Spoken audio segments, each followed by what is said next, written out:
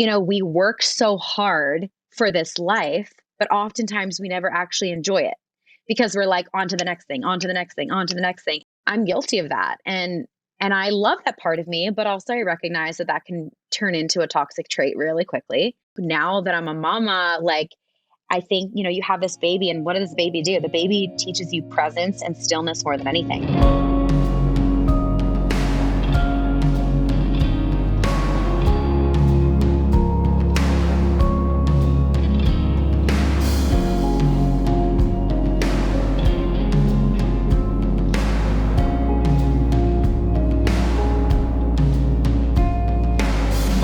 Hello, and welcome back to today's show. Today I'm here with Erika Auckland. Erika is a friend of mine from a mastermind that we are in, and also someone I have followed on social media for years through an entire journey of a coaching business, leading into a network marketing business, and now kind of growing into even more things, which I'm excited to talk about.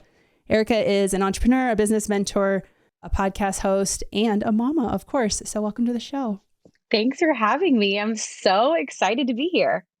Thank you. Yeah, I've been looking forward to this conversation because obviously you and I have talked separately offline about your journey, and especially in the last year since becoming a mother, and how unexpected it was that you felt the way you felt coming into motherhood, and especially the identity shift. But before we jump into that conversation, can you just give a little bit of background on basically your journey into entrepreneurship and how embodied you were in your ambition, and then becoming a mother? Just a little bit of the backstory there. Oh my gosh. Yeah, this is such a big convo. So I will keep it to the most important parts. But I really early on knew that I was really kind of built different. I grew up in a really small town, but my ambition was always very much present. Even in my small town, I just didn't really feel like I fit in. I was totally an outlier. Wanted to go away, get out of my small town, go to another, city for university. And it was really getting out of that I was able to have just time for me, self-reflection, and was really able to kind of dive into like, what do I want to do? And when I was in university was when really like the social media world was kind of being birthed. So for context, I went to school. It was like 2007 is when I was a freshman. So it was around like 2009, 2010 was like Instagram was being birthed. Periscope was a thing. Everyone was going live on Facebook. And I had a blog, and I just knew that I was like in school to get a degree that I never wanted to use kind of thing. I'm like, well, what the hell am I doing here? But it really did give me a lot of good life experiences. And I will never forget, it was one day that I was in our small town. We had a TJ Maxx, and on one of the shelves was a mug. And on the mug, it said future millionaire. And I'm probably 19, 20 at the time. And I was like, yep, that's me. Like, I'm going to buy this mug. I'm manifesting it. I don't even know how I'm going to become a future millionaire, but I'm going to be a millionaire. And I purchased it. I still have this mug to this day. It's in my office. And it really, I feel like, is one instance of my life that was very just indicative of like who I was and who I wanted to be and who I was like creating myself to be. And so even in university, I remember being there, and instead of going to class, I was skipping class to work on my blog. And I was like, instead of, going out to parties, there was like a season in my life where I was partying, but there's a season in my life when I just realized like, this is not what I want for my life. I want to create something, and I'm blogging, and I'm having my boyfriend at the time, who is now my husband, take photos of me outside of our dorm for my blog, styleactivist.com. And I just followed my creativity, and I just very much knew that like something in this online internet space is going to change my life. I don't know what it's going to be, but it's going to be something. Fast forward many years, I tried multiple different businesses. I try e-commerce. I try coaching. I was in the fitness coaching space. Then I got into business coaching. I was in the business coaching space for quite a while. I got into the network marketing space. That has been very much instrumental to my journey and networking with so many different types of people. And today, as I'm on this, on this call, I'm a mama. And I think when I look back, when you ask like about this ambition that I had as a young girl, I was so just 100% motivated by the dreams that I had to be 100% financially free, to create my own path, to never have to depend on a boss, and never have to depend on another person, to use my creativity and my passion for just creating and people, really, to like do what I wanted to do. And at the time, it's like I didn't even know what it was going to look like. And I think, like, if you're listening, like, it doesn't even really matter what it's going to look like. You just know that there's that thing in you and you're going to follow it no matter what. And now, as a mom, I still have that ambition. Well, I'm sure we're going to get into this, but it definitely looks different. But I think now I look back and I'm like, oh, that girl that I was, like, she was setting herself up for what I have now, being a mother who I am the breadwinner of our family. We really were able to create a whole nother life for ourselves because of my network marketing business. I was able to take off a lot of time from my coaching business and that aspect of what I do for many years, just to kind of go inward, spend a lot of time with family, really focus on one thing.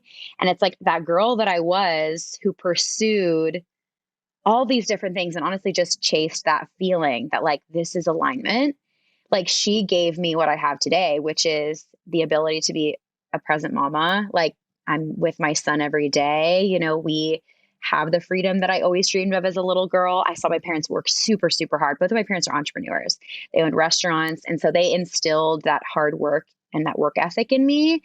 But I also saw them not really have a lot of freedom. So it was just something that I knew from a young age. I was like, I want that for myself. And it's funny because, to be honest, Lindsay, I actually never was the girl who grew up thinking about becoming a mom. Like, when I was in college, I was like, this is for me. I'm the driven, ambitious, career-driven woman. Like, I was never dreaming about babies, about a nursery one day, I never even had a baby name picked out. I literally never had this identity of myself imagined or visualized until I actually got pregnant. So it has been quite the journey, but I'm grateful to that girl because she paved a way and she followed her ambition so that I could have the life that I have today. And it's pretty cool because now that I'm a mom, I'm like, it's hard work. It's a lot of hard work. And I also don't want to miss a moment, and I'm sure we'll get into that, but that's kind of where I'm at today. Yeah, I mean, I love that story. And it's so relatable because I think a lot of us who were wired for ambition early on in our childhoods and in our like 20s or whatever it is, where it's a common story to hear, like, I didn't ever really think about being a mom. Like, I was so focused on my own thing. And it's not that I didn't want to be a mom. It was just like, it didn't really cross my mind until the time came. And I think that might be one of the reasons that it's so jarring for us when we become mothers to go, wow, this is not like, I have no context for how different I feel right now because I've spent my entire life pointed in the direction of achievement or ambition. And now I still have those aspects to me, but they're kind of fractured. And I'm trying to figure out how to put it back together in a way that still feels like me, but honors that my heart now lives outside of me in this little baby, And you said work ethic versus freedom. And I think that is such a one that I feel like that's like you in my mind, like there's this combination of you got to work hard. And especially in a network marketing business, it is not easy. I think a lot of people have this perception that to be really successful in network marketing is fairly easy. And it's like, no, it's perhaps one of the hardest businesses to get as high up as you have and as successful as you are. So I really think you embody work ethic and you show that in how you've grown your business. And freedom is also the flip side of that. It's like you have to work hard to earn your freedom, but how do we stay in the energy of freedom and build a family life like you are right now that still feels very free without having to like be a slave to the work, And I think that's knowing you and other things we've talked about. That's kind of the inquiry point I want to jump in at is how are you now you're about a year out from becoming a mother and looking at how are you feeling today around the impulse to work and the desire to work, but also wanting to be like, I want free time. I want my time to be my own. I don't want it to be structured in a way that doesn't honor what I want to do for him and for our family. Oh gosh. I mean, this is something I'm still so actively learning, and I think as a new mom, I'm in the throes of just transparently, learning how to do both simultaneously. And as someone who loves to work hard and also like there's seasons for that, but I also just love what I do. I love being creative. I love being a leader. I love supporting other people in their dreams and their goals. And it's so much like very much the fabric of which that I have been knit. Like it's just so who I am. It's in my DNA. And I want to do both things well. You know, I want to be the best mom. I love being a mom. I'm so glad that I'm a mom. It's been the biggest blessing of my life to become a mom when I wasn't even planning on it. I mean, honestly, getting pregnant was actually a surprise. Truthfully, we had like a conversation or two. We were like, do we want to have kids? Do we not want to have kids? Oh, and we just kept saying, yeah, but maybe later. Like, let's talk. And we kept revisiting the conversation every 6 months or so. And it was Mother's Day of 2021 when my husband looked at me. He's like, I think you're pregnant. And I literally was so tired. I was like so late on my period. And I was just in actually very much, it's so funny because I was in so much of the grind and the work of what I love to do and just feeling so in my element. And it's like me getting pregnant actually was just like this immediate like halt and stop in my life. Like, okay, it's time to now be in a different season. And so that and how it happened. And I found out I was pregnant, took the pregnancy test. I was so shocked. My husband wasn't. I was more shocked than both of us combined. And I think because that's how I found out I was pregnant, because I didn't have this time to like, and visualize and conceptualize it and just like plan it. Because I planned so many aspects of my life, truthfully. It was actually such a beautiful gift because it allowed me to learn for the first time as an entrepreneur how to slow down, how to let go, how to release, how to actually relish in the freedom that I created for myself. You know, we work so hard for this life, but oftentimes we never actually enjoy it because we're like on to the next thing, on to the next thing, on to the next thing. And I'm guilty of that. And I love that part of me, but also I recognize that can turn into a toxic trait really quickly.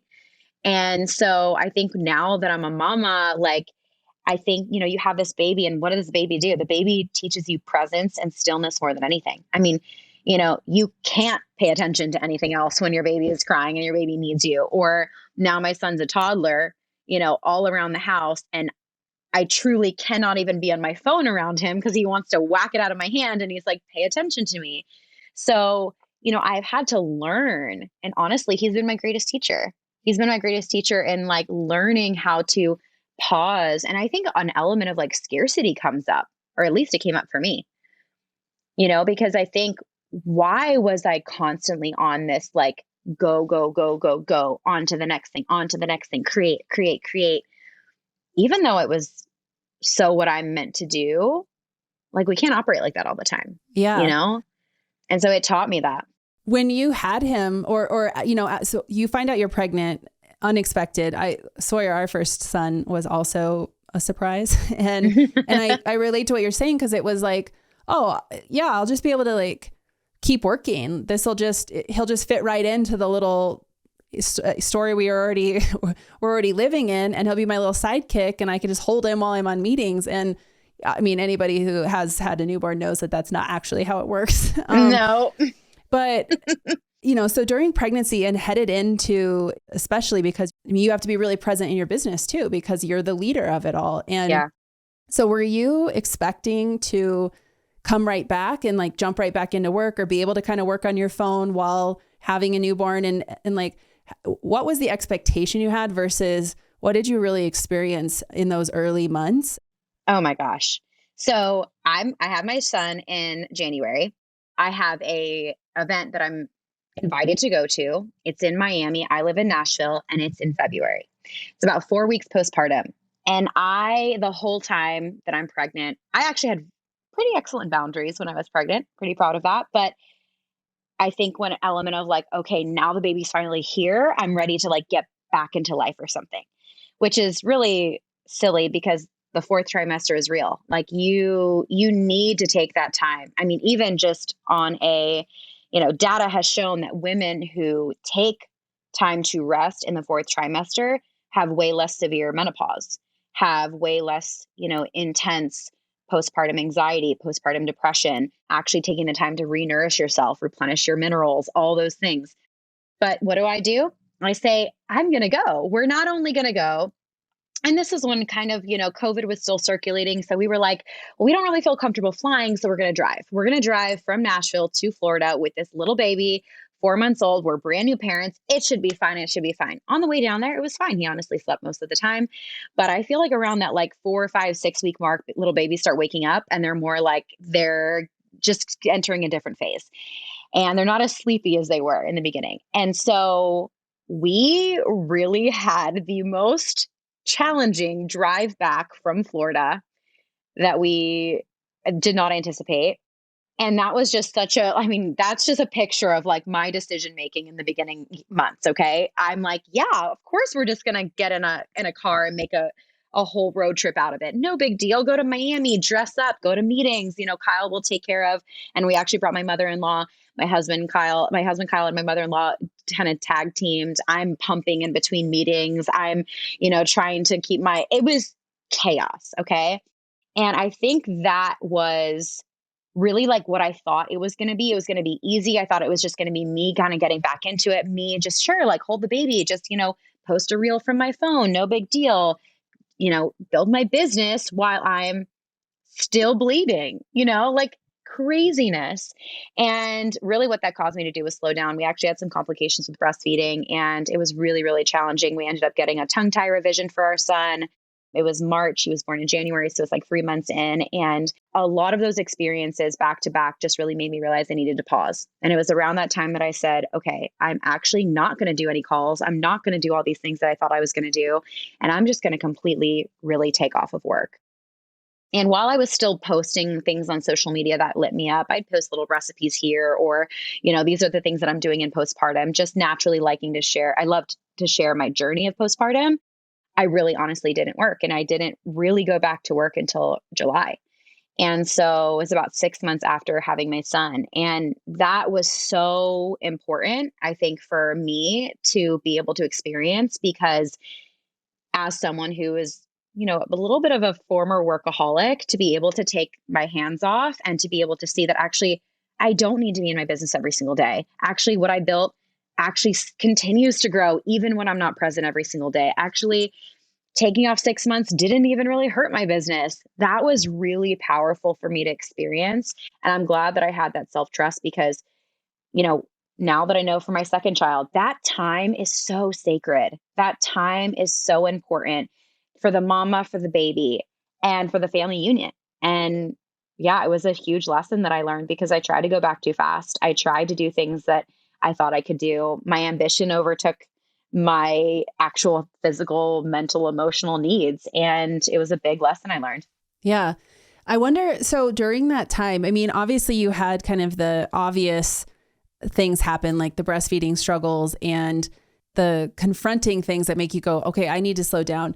But were you aware at the time, or was it more looking back now that there was also this identity piece happening where you're like, I built this business so that I could have the freedom that I'm actually now not taking, I'm trying, I'm still responding to this old pattern of jumping right back in or continuing to push and continuing to go after more, even though I intentionally built a business where I had the ability to have some freedom. And in having some of those, like the breastfeeding struggles and some of that stuff come up where it really forces you to slow down a little bit, in those moments were you also going, man, I also feel different? Or did it take some time once you paused to go, oh, wow, there's also a lot happening in the identity side of all of this? I think it was both. And, I was simultaneously having an identity crisis, but at the same time, knowing that I'm so grateful for this identity shift. It's like, I'm a mom now. Life is different now. Life is better now. But also, who am I? And what does motherhood look like for me? And what kind of a mom am I? And how do I work and mother? And how does it all come together? And also, not to mention being a wife, how do I have and hold space for my marriage? It was both. It was a trip. I think I look back and I think I realize now at 14 months postpartum, really how much I did struggle and how much anxiety came up for me. I'll just be totally transparent. Very early on, I had a lot of really just intrusive thoughts, a lot of anxiety. I'd never experienced that before. I was not okay. I was just having the craziest thoughts. I remember holding my son walking down the stairs? What if I drop him? What if I trip over the rug and I fall and he falls over the banister and he falls, like literally just the craziest thoughts. I kept trying to push them away.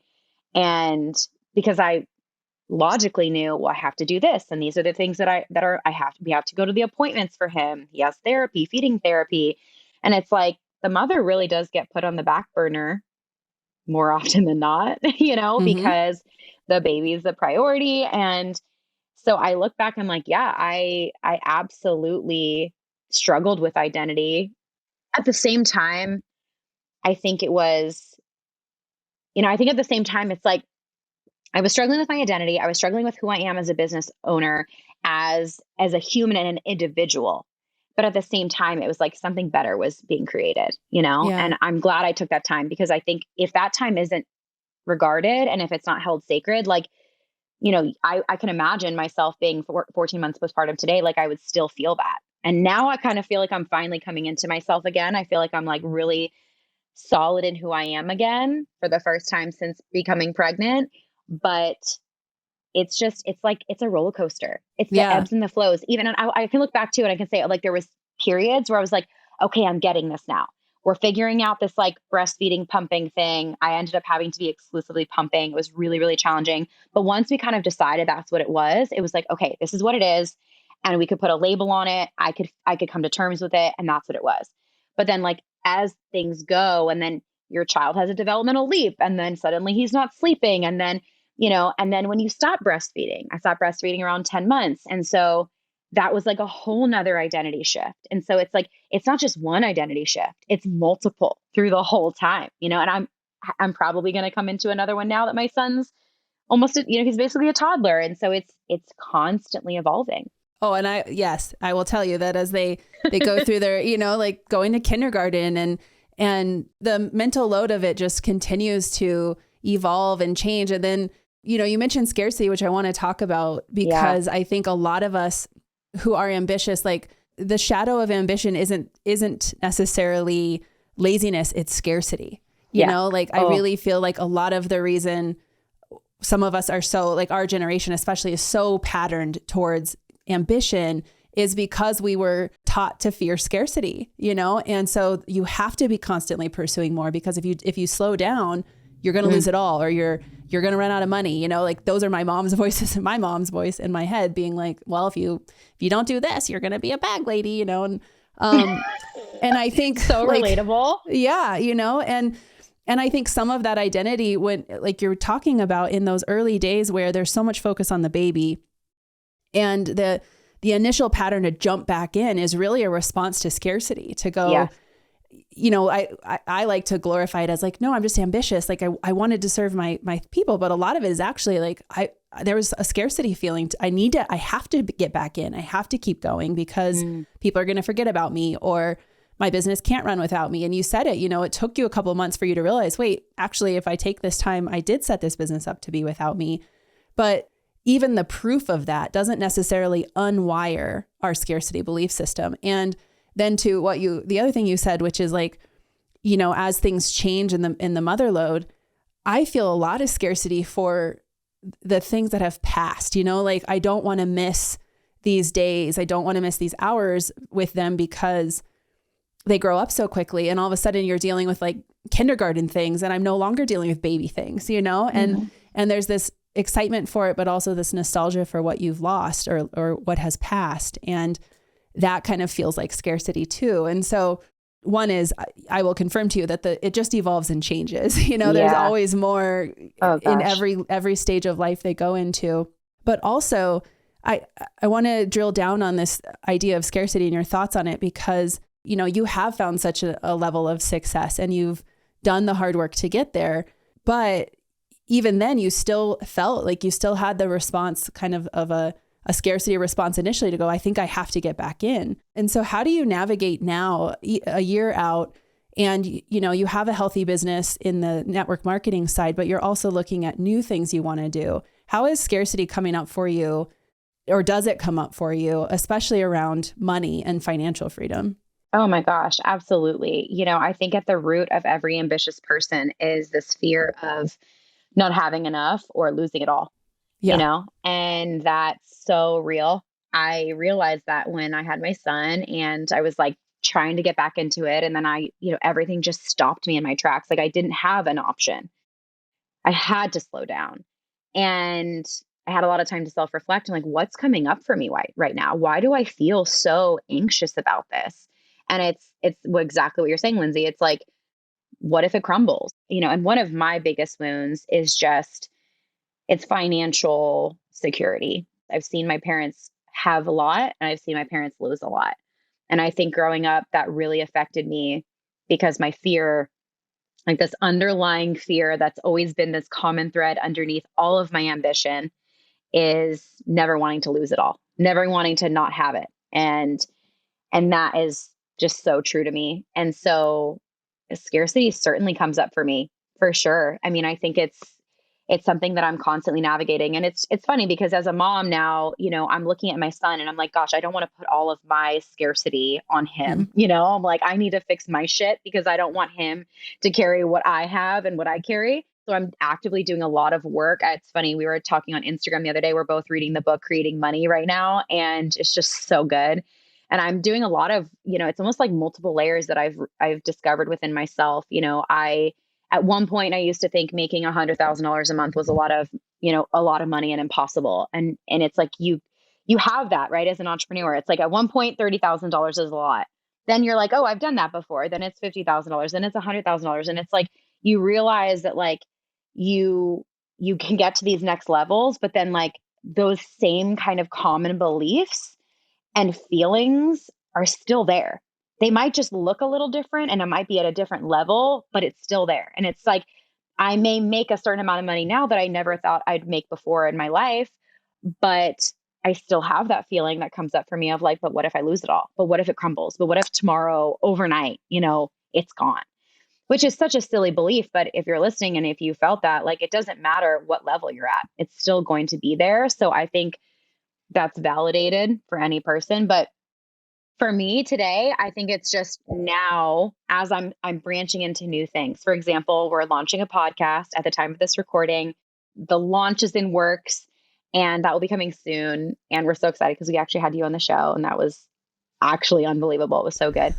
So, when the new podcast has been brainstormed and designed and recorded and now about to be birthed, so much imposter syndrome came up for me. So much like, if I take my hands off of this and I put it on this, because we can't juggle 100 plates all at the same time. Is that going to affect this? And that's valid, but I'm actually working on that. And I can say that right now, logically, and even in my central nervous system, I feel like actually what I know to be true is that any time that I have followed my true heart's desire, when it comes to creating and contributing to the world, it has always worked out for me.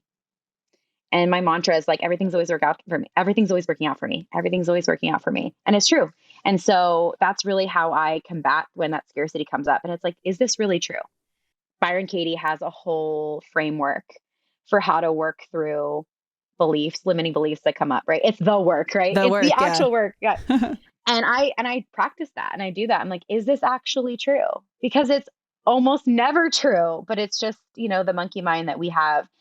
And it's just the work that we have to continuously do. So, yeah, I think that's such an important point and I think it's relatable to a lot of us where you have something that you're not walking away from, you're not leaving behind, but it's mature, like it isn't the most like intense, all-consuming thing that it was a couple years ago for you. Yes. And so it's this question of like, how do I honor and nurture something that's mature and great while also being able to build something new? And I think that that's a question that I hear a lot just as we converse as ambitious mothers, where it's like, well, I don't know if I should add another thing. Like we're almost having to get permission to add more in, even when things are going really well, and I like hearing stories like yours where, I've intentionally built something and I'm ready for more. But even when I go to build something new, I feel a little bit of imposter syndrome because all of that old wounding is still there, like no matter what level of success you reach, you will always still have to attend to your inner world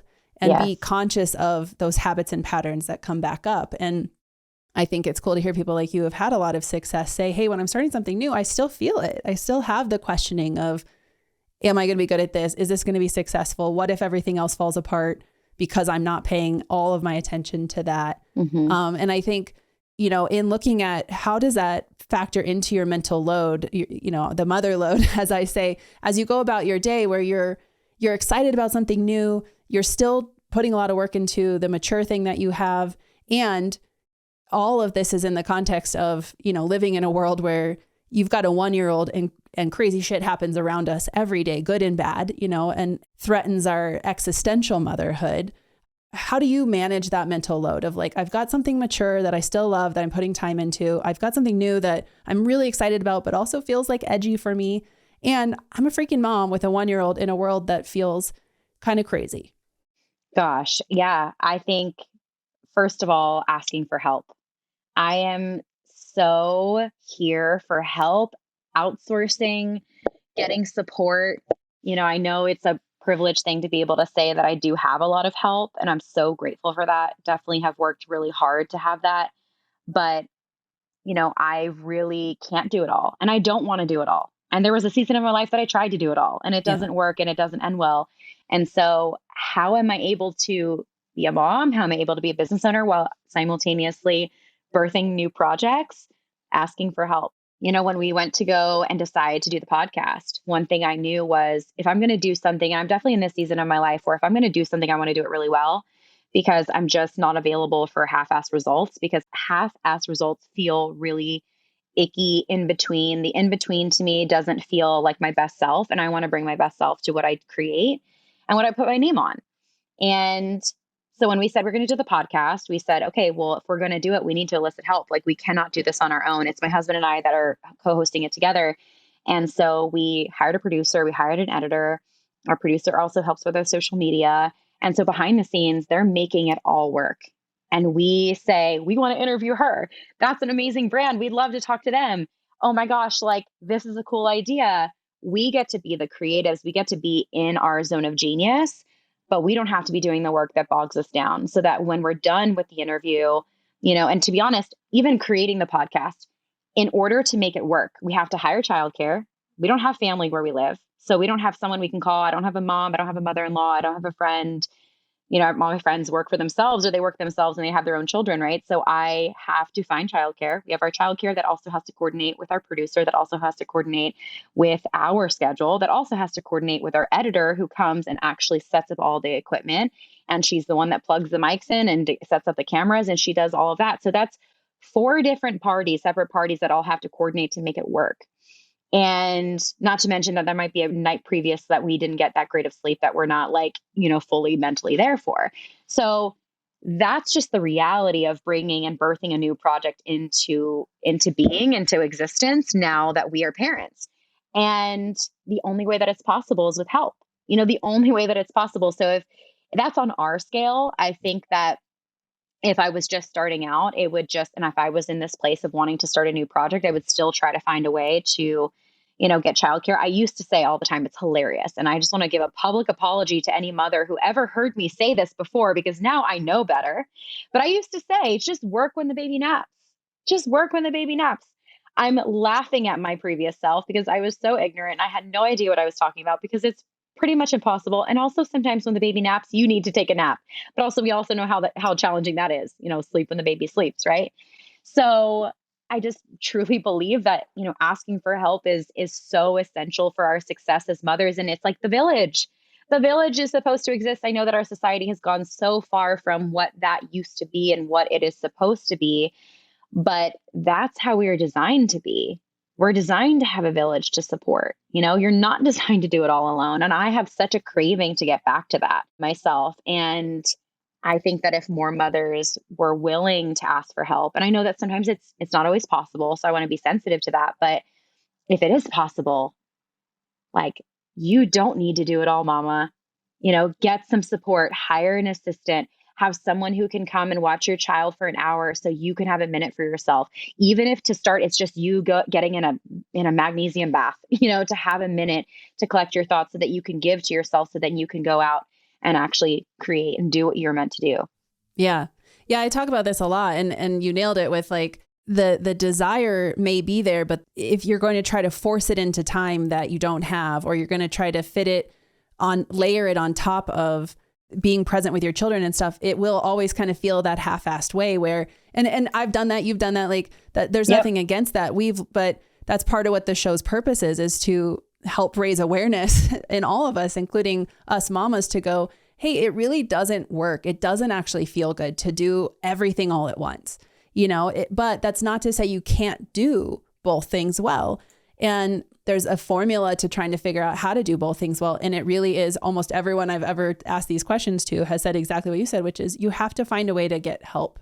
And that's either childcare help or delegation of tasks in the business help or some combination of that. But we cannot expect moms, and we have to continue to debunk the myth that an ambitious mother is doing both things at the same time all the time, because we're not. Like, right now, both you and I's children are being watched by other people so that we can be on this podcast. And, and so I feel like that to me should be obvious. It feels like, do you really think my 3 and 5-year-old are sitting outside the door waiting for me? Absolutely not. Like I'm paying someone to watch them right now, but I think a lot of people don't really understand that about people, especially those of us that like work from home or are in this online business world, where I think there is a misconception that we are literally doing it all at the same time. It's like, no, there's a lot of support happening here. And that's why we're able to get to the level of success that we're at, and why we're such advocates for other women who want that level of success to go, the first step isn't grind harder. The first step is figure out how to clear space. And then in the space that you have is when you can start to maximize your effectiveness in that hour, and I know you come from a network marketing world where that messaging is really clear, where it's like, you can be successful in an hour a day, but in that 1 hour you've got to like know how to work that time, and I think those are the nuances of discipline and commitment to your goals, where you may not have 8 hours of childcare. You might have 1, you might have 2, and in what you have to learn is in that time, how do you apply yourself the most effectively? And as that success grows, then you can start asking for more help to go, I actually need 4 hours a day, or I need 4 days a week, or whatever it might be. And kind of shifting gears a little bit, because you mentioned it, and I want to dig in with you on this, because you show this so much in your social media and your brand around nourishment and taking care of yourself. And I think that that's another nuance to being able to show up and being able to work in the time that you do have, is taking care of your body first. And I've really seen you, since becoming a mother, really dive into that type of content. And I know, like, when we talked about it on your podcast and just knowing you as a person, that it's really important to you that you nourish your body first and that you are in optimal health. So how, especially becoming a mother, what did it show you around how important nourishment was? And what are some of like the main things that you do to help manage the mental load or the mother load in terms of nourishing yourself first? Oh my gosh, it's everything. If you want to be able to give, you have to have overflow. I mean, I have experienced both depletion and overflow. And I can tell you that the mother, the creative, the business owner, the leader that I am, when I'm showing up from a place of overflow, is a completely different person than someone who's showing up from depletion. And yeah, you can do it, but it's not optimal. It doesn't feel good, and it doesn't last very long. So for me, I've learned a lot in my own journey with my health. I've personally struggled prior with hyperthyroidism. So that, by definition, if you look up the symptoms of hyperthyroidism, is fatigue and low energy. And that has been a theme in my life for many years, until I really started to, it was 2020 when the world started shutting down, that I changed a lot of my habits, and I really was challenging a lot of my previous views on health and wellness and what I thought health and wellness to be. And I've gotten back to a much more simpler way of nourishing myself on a food level. But I've also added in other things that on a kind of biohacking level that have helped me feel my best. I think that food is medicine. So that's a huge part of my replenishment. When a mother gives birth to a child, she loses about 10% of her body's minerals to the baby. And if she does not replete replenish those minerals, I mean, that's where anxiety is rampant. That's where, and I experience those things. Even though I have the knowledge that I have today, I still experienced anxiety. I still experienced depression. I just think that the conversation around minerals and nourishment needs to be at the forefront for postpartum mamas, because we are already depleted from giving birth and then birthing the placenta, losing all of those minerals. Now we're, if you're breastfeeding, you're giving your body's minerals and your body's nutrients to your baby. If you're not replenishing that, you're going to feel incredibly depleted. And so with our journey, it was just such a challenging one with breastfeeding. And we had a NICU stay in the beginning. There was a lot of trauma in the beginning that I experienced. There was so many factors at play that really contributed to me, having a very challenging postpartum. But I think the thing that really allowed me to get through that storm was my knowledge on my health and my wellness. And so eating plenty of carbs, eating sufficient calories, making sure that I'm getting minerals in the form of great salt, sodium, replenishing with supplements. I'm a huge believer in beef liver. I take a lot of collagen, marine collagen. I take a lot of vitamin E, vitamin K, magnesium. I was postpartum, and I'll never forget. We did have a postpartum doula who was absolutely incredible. To this day, she's actually the person who's watching my son today. We held on to her because we love her so much. But I would get in the magnesium bath, to get as many minerals as I could back into my body. And then on a kind of biohacking level, some of the things that really helped me a lot was red light therapy. So on a thyroid level, there's actually studies that show that red light therapy, when applied to the thyroid, so you just put it on your body, on your neck here, when applied, actually, there's a study where 60% of women who are on medication for their thyroid, which is me, were able to come off of their medication due to the benefits of red light therapy. So red light therapy is actually so powerful. There's so many studies that's coming out around that. I'm a huge believer in that. And then another thing is, when you've given birth, you need to get as much warmth as you can into your body, because warmth speeds up healing. And so that's where baths come into play. Red light's also warming.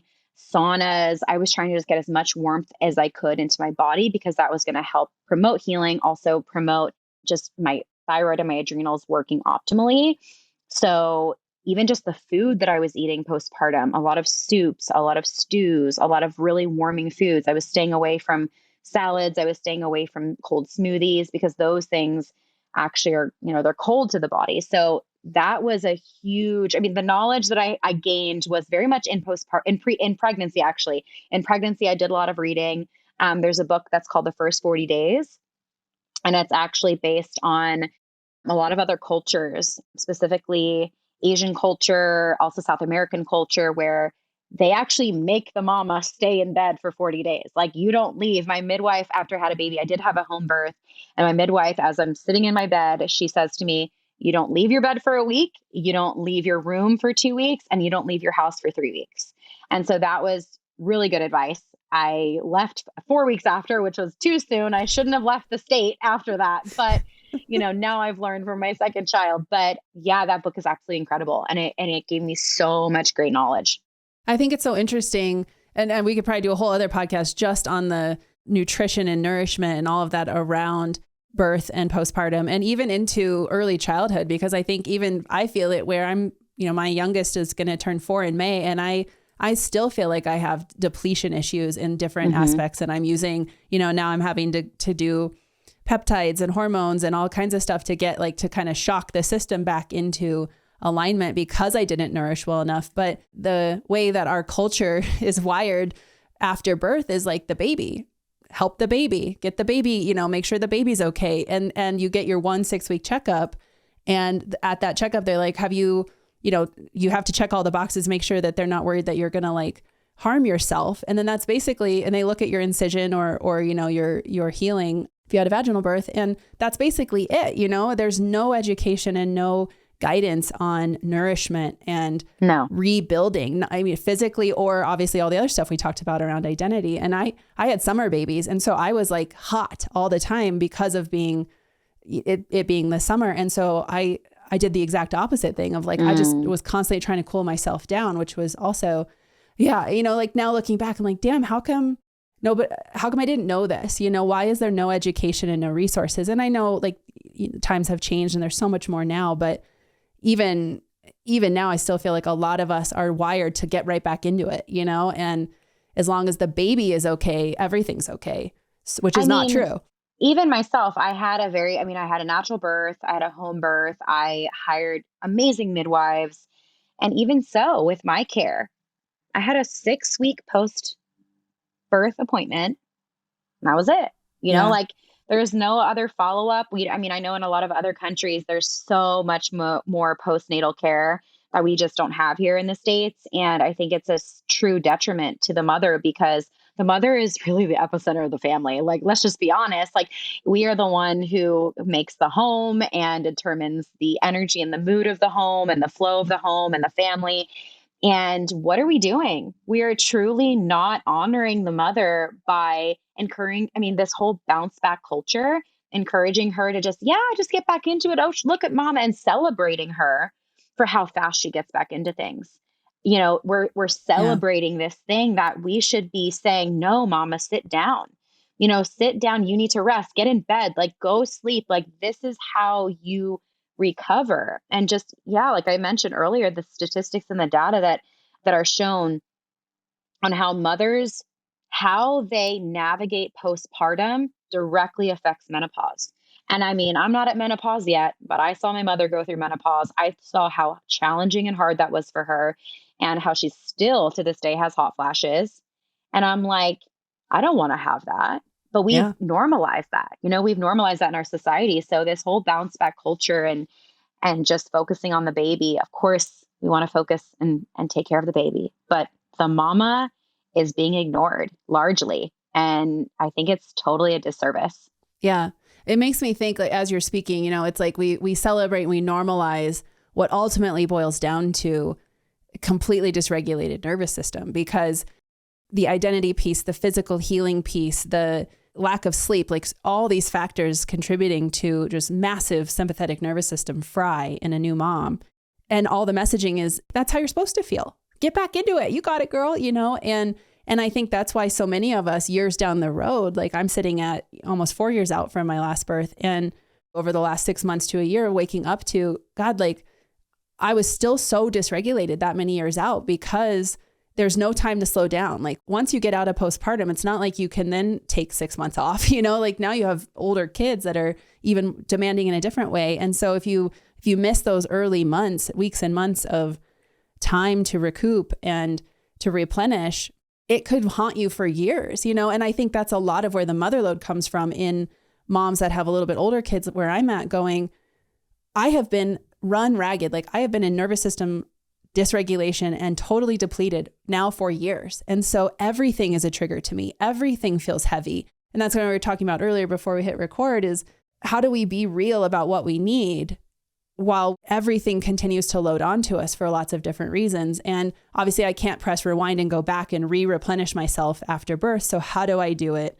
in the current present moment? And I think that gets in the last thing I want to talk to you about, which is like opening Pandora's box right at the end. But you're a public figure, you have a big following, and you have a very engaged audience. And we live in a world where there's so much, I would call it feedback to be nice, on how you decide things to do with your children and how you live your life. And I'm big on this topic right now around safety. And like, as mothers, how are we navigating being mothers in 2023 with a sense of safety? Because to me, I don't always feel very safe, like safe physically, literally like sending my kids to school for obvious reasons, based on when we're recording this, there's a lack of safety that we can perceive, even sending our kids to school, all the way to the other side of the spectrum to go, do I feel safe to even just be honest on my own social media or honest to my own family members about my beliefs being what they are, because that could potentially trigger backlash. And I think there's this big load on mothers where we sit in the question of how honest can I really be? Or can I make the decision I want to make because I don't feel safe? And so I'm wondering how you feel about that, both from being kind of a public figure and being open to having people give you feedback when you don't invite it. And also as you're starting to navigate now you're into a year into motherhood and you're starting to navigate some of these questions of like, what does school look like? What does, childcare look like longer term? And what's coming up for you around kind of like existential safety as a mother? Gosh, this is such a big conversation. We could have a whole nother episode on, but I think it's so important to talk about because especially what we're living in with our generation is we're living as mothers with social media and as public figures, so when you are navigating pregnancy, I mean, I loved being pregnant. I would be pregnant all day, all year long versus experiencing postpartum, to be honest. So I shared a lot of that. I shared a lot of my pregnancy. The baby comes, I shared some of that. Now that my son is 1, I'm feeling a lot different about things. I'm feeling a shift in myself that I don't know how much I want to share about him. I don't know how much I want to put his face on camera or, on social media. I pretty much made an executive decision. Like, I don't want him put anywhere on like our media stuff with the podcast. I'm on TikTok. I don't want him anywhere on TikTok. I share little bits on Instagram, but I'm feeling this pull to just kind of go inward and ask myself, how safe do I actually feel? I hate that I have to ask this question because I think as mothers, we naturally love to share the things that make us feel joy and the things that we love and the beautiful parts of our life. My son is one of those beautiful parts of my whole universe, and I want to share all my beautiful moments with him, but I don't feel safe to, if I can be honest. So I'm having a lot of these self-reflection moments, and I'm very much in the process of it right now as we're recording this, like actively asking myself, how safe do I feel with this? Because I don't feel super safe. And I think that one thing that I realized too is becoming a mother, gosh, the endless feedback is so real. Everyone's like, you should do this, you should do that. Actually, the other day I was posting because I was navigating actually not being able to sleep. I couldn't sleep for like 2 weeks. My son was teething. So that was very real. We weren't sleeping super well in this home. The poor guy was going through a lot of, teething. It's rough. And so we weren't sleeping. And then my nervous system was just on edge. So there was a whole nother week following that where I just couldn't sleep. He was sleeping. My husband's sleeping. Everyone else in the house is sleeping soundly. I'm not sleeping. I'm sitting there feeling totally crazy. I'm doing all the things that I know to do. And I'm laying in bed, staring at the ceiling. I can't sleep. I posted about this on social media and I just asked, what do you all do so that you can help yourself sleep? And I can't tell you how many mothers share their feedback and said, I can't relate. I never had that problem. I was like, thanks for your feedback, Sharon. I really didn't ask about that. I was just asking for help, and it wasn't even negative feedback, but I think it's like as a society, like we've become so, the empathy is just lacking for mothers. And I truly feel like one of the most marginalized communities that we have is children, because we just want to discard them and we just want to put mothers and their noisy babies away and put them in the corner because they're a bother and they're messy and all the things. And it's just not as aesthetic all the time because there's a trail of crumbs behind them, right? And so I think that like we as a society have a lot of work to do around that. And I'm seeing that play out since I'm pretty new in motherhood. And I'm like, I don't really enjoy this. And so that's making me feel like I need to retract. I need to pull back. I don't want to share as much about what the choices I'm making as a mom. I don't want to share as much about those things because, to be honest, those things are between me and my husband. They're between us and our family and our family unit. And do I want social media to have a say? And it makes me sad because I get a lot of people who message me and say, thank you so much for sharing this. That helped me a lot. Thank you so much for sharing this. That helped me a lot. I shared the other day about sleep, and my take on sleep was I'm a very rigid, scheduled type of person in a lot of areas of my life. In some areas, not so much. But when it came to baby sleep, I was like, oh, we're going to have a schedule down. It's going to be da-da-da-da. It's going to be perfect. But as we know with little babies, they don't always go according to schedule.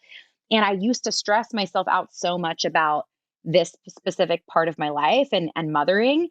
When I took my hands off of it, I realized like, okay, I'm going to just like kind of let this flow a little bit more. And it became such a more peaceful area of my life. I shared that the other day and I got so many people with their feedback. And I'm like, listen, mama, you can do sleep how you want to do it. Guess what? It's between you and your baby and your hubby, right? For me, this is what's working for us. And it makes me sad because sometimes I want to share it. I want to share what works. And I want to help another mama who might be out there like me trying to find the answers. But also when you do that, you open yourself up to unsolicited feedback. Yeah. So, and you even spoke about like the school thing. I mean, I live 10 minutes away from where a recent horrible, horrific tragedy, school tragedy just happened. If you're in America, you know what just happened here in Nashville. And I mean, we could see we see the cop cars, we heard the sirens, we saw the helicopters. We're 5-10 minutes away. And I've always thought that I wanted to homeschool my son. After that, I'm like, I think I'm going to homeschool my son and do some type of a homeschool co-op. And when I share that, people have opinions and whatever. And that's just in this season of my life. That's what I feel the most safe with. Maybe it changes later, but safety for my family is really important. And I don't feel safe doing that.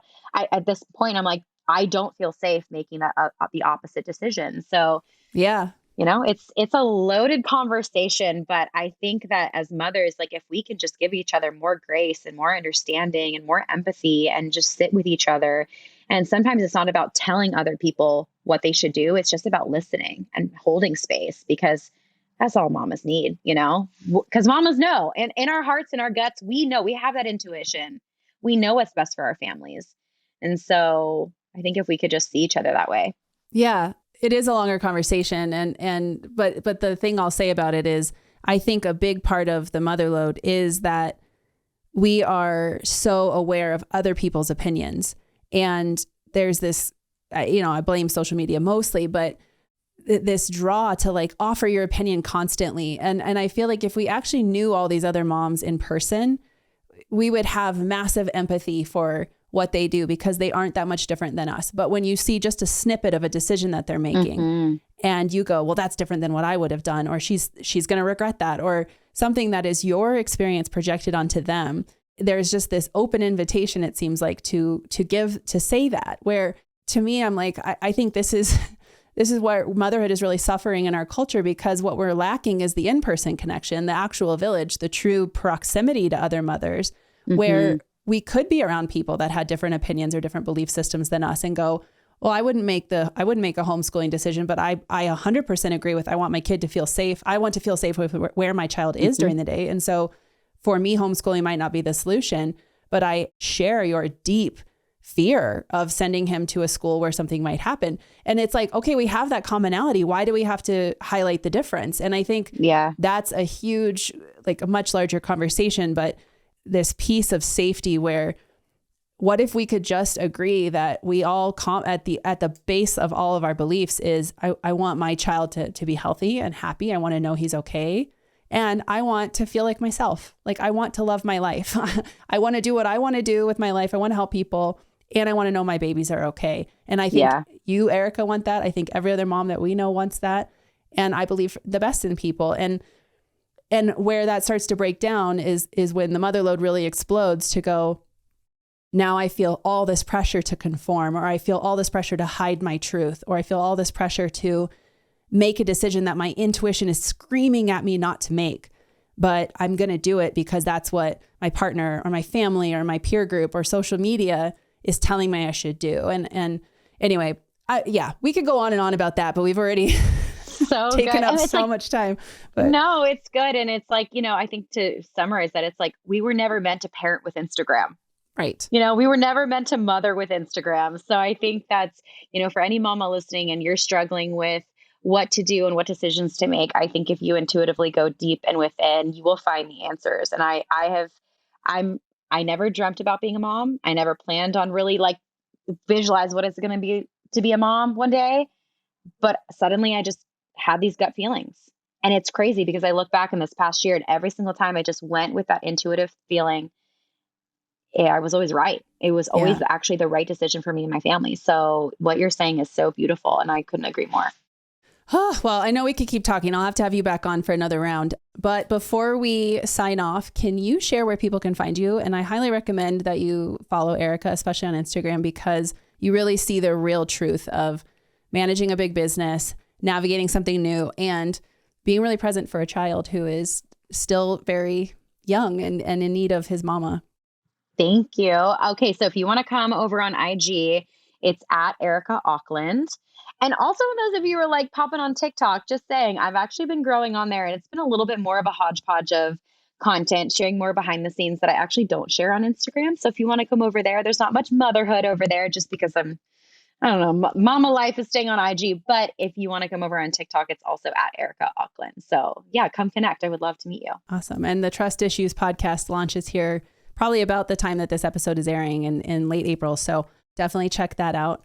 And just thank you again for sharing. And I definitely want to have you back down the road to keep talking about some of these things as they unfold, because I think you are really modeling truth and honesty in navigating it and not hiding your opinions and making choices that aren't necessarily the choice that everybody expects. And you handle it so beautifully. So thank you again for being here.